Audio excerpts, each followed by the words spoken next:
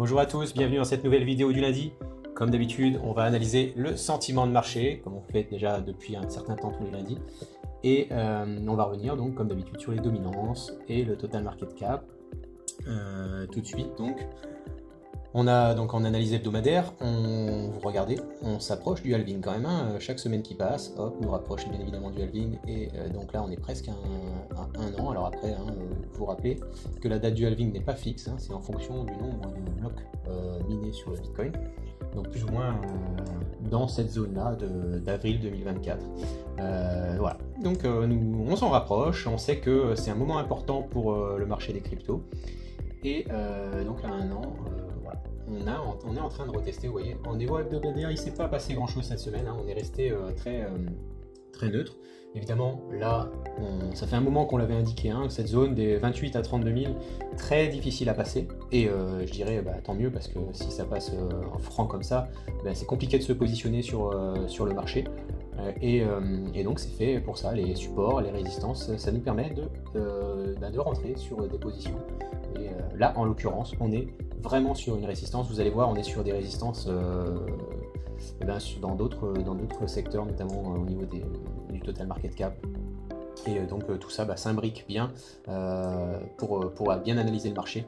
Et donc là, le Bitcoin devrait quand même se calmer durant les semaines qui vont venir et venir retester, pourquoi pas, les supports d'abord autour des 21 000, puis ensuite, si ça se passe pas bien, on ira retester le fameux gros support qu'on avait indiqué depuis très longtemps, hein, qui était matérialisé à l'époque on avait fait des rectangles qui pour assainir un petit peu le graphique, on les a supprimés en deux lignes.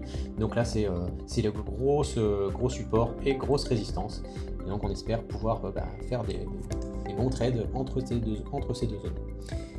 Alors au niveau daily, hop, qu'est-ce qui s'est passé? Pas grand chose, vous voyez que vraiment on lutte sur ces 28 000, le Bitcoin bute dessus, et donc on va voir cette semaine si les news sont bonnes, si on peut aller croquer un petit peu de cette résistance pour s'approcher des 32 000, et là lorsque les 32 000 vont être cassés, là ça va devenir très intéressant, mais pour l'instant c'est pas le cas.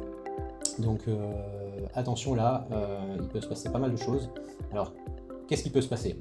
On peut avoir une redescente assez douce du Bitcoin, ce qui permettrait donc aux alts de reprendre un petit peu de dominance et de faire une mini alt season avec donc le Bitcoin qui corrige lentement avec une remontée lente. Bref, une sorte de range market sur un petit intervalle de prix, hein, disons entre les 25 500 et les 28 000. Donc là, ça serait bien qu'ils fassent du range à ce niveau-là pour les alts, et puis pour que les alts, on s'amuse un petit peu dessus. Voilà, ça pourrait être bien. Ensuite, on pourrait avoir un retour brutal, et là, ça serait pas du tout bon pour tout le marché, parce que lorsque ça revient fort comme ça, on peut breaker les supports. Donc bon, là, on en est loin encore, mais ça va tellement vite, vous voyez, en quelques jours, là, on est passé de 20 000 à 28 000. Bon, voilà, là, c'était pareil. Alors, c'est pareil, quand ça corrige, c'est violent. Notamment, ça peut être vraiment beaucoup plus violent, les corrections, que les pumps au niveau des crypto-monnaies. Voilà, Bitcoin, on espère qu'il soit très calme et qu'il reste dans cette zone-là, en train de grappiller cette résistance. On va faire un petit tour sur les dominances, hop.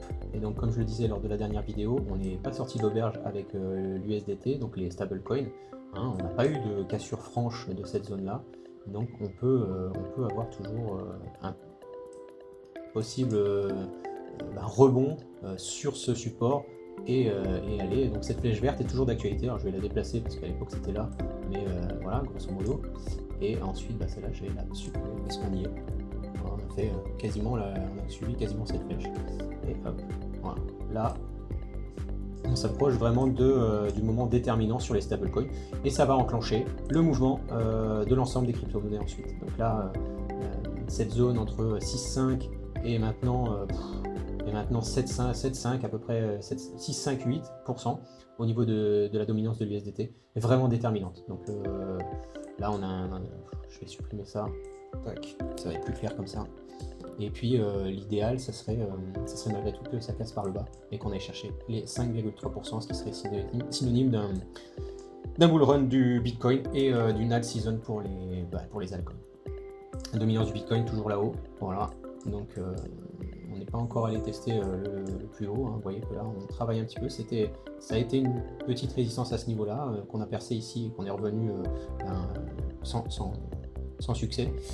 Voilà, on est à peu près dans la même situation que toutes ces zones-là, hein. 1, 2, 3, 4, 5, et là c'est la 6e fois que la dominance du Bitcoin vient chercher ce niveau, 47, entre 47,5 et 48,5.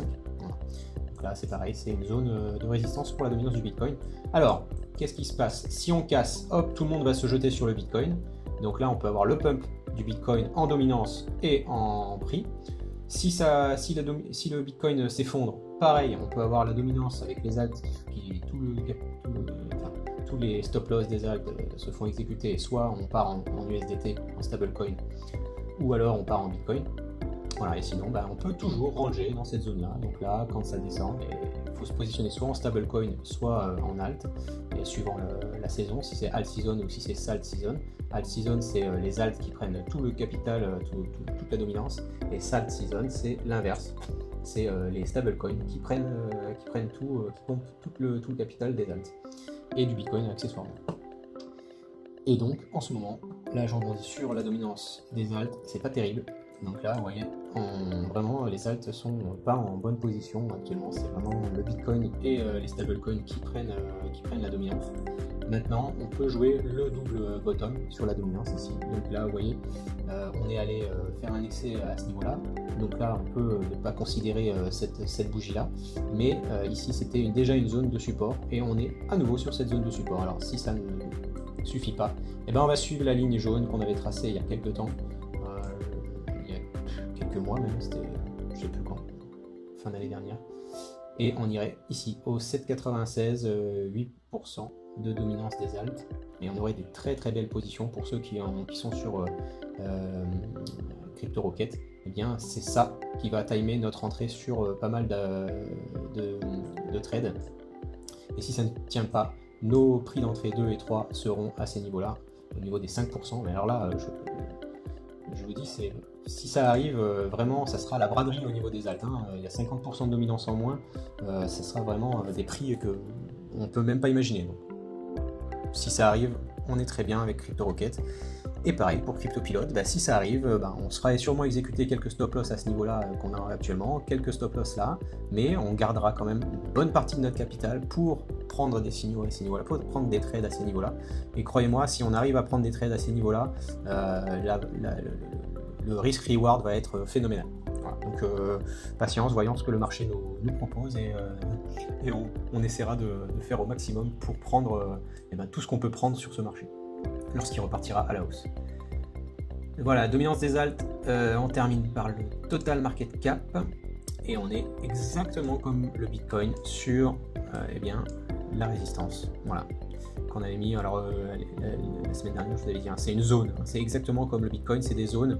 Voilà, cette zone là est vraiment très difficile à passer pour le total market cap, et ensuite une fois que s'il passe cette zone là, on ira chercher donc les 1,5 Tera, donc ça fait une progression quand même de quasiment 50%, non 30%, ça fait une progression de 30% sur le total market cap, sur le marché total. Alors il y a des alts, d'abord ça avec le Bitcoin, ensuite les alts, bref, si ça se concrétise, il va y avoir beaucoup de capitaux qui vont rentrer dans le marché des cryptos, et évidemment tout va s'emballer, sachant que vous verrez, si vous le vivez, une alt season, les alts pump les unes après les autres, c'est pas tout d'un coup qui vont voilà, alors elles vont toutes progresser un minimum, mais dans certains jours, vous allez avoir certaines alts qui vont progresser de beaucoup plus que les autres, peut-être 3 ou 4 fois plus que les autres. Et puis ensuite, voilà, et il faut savoir alterner à ce moment-là et se déplacer. Voilà. Tout en gardant possiblement en gardant quelques positions, en ne vendant pas tout, mais toujours est-il que vous verrez si ça se produit. Pour ceux qui l'ont déjà rencontré, c'est assez impressionnant. Alors il y a le top 10 qui explose, et il y en a d'autres qui stagnent, et en attendant d'être à leur tour portés par les investisseurs et les institutionnels, hein, qui se positionnent dessus et qui font des cartons et qui se gavent. Et voilà, il faut savoir les suivre, ces baleines. Voilà, donc suivons ces baleines justement, quand elles voudront bien nous lancer le signal des alt season, ça serait génial. Et en attendant, je vous dis à la semaine prochaine, à lundi.